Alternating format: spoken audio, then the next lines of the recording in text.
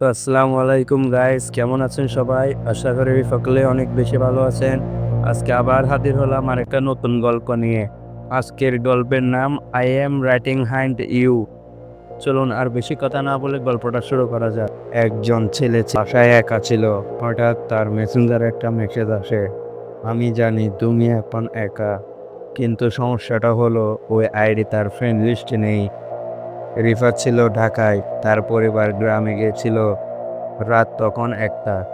সে একা ফ্ল্যাটে বসে ফোন ঘাঁটছিল। হঠাৎ একটা মেসেজ আসে, আমি জানি তুমি এখন একা।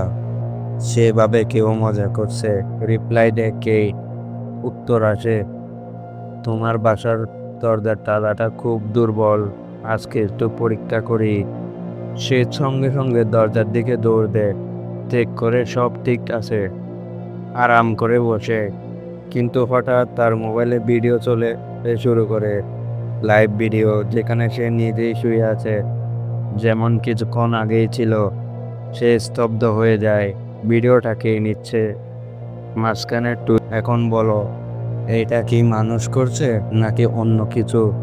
তোমার সাহস কাটলে কমেন্টে লিখো এই রহস্যের ব্যাখ্যা। রিফাত উঠে সব লাইট জ্বালিয়ে দেয়, ভয় জমে বুকের মধ্যে। তখনই আবার মেসেজ আসে, লাইট জ্বালিয়ে লাভ নাই, আমি তোর পেছনে। সে ধীরে ধীরে ঘুরে তাকায়।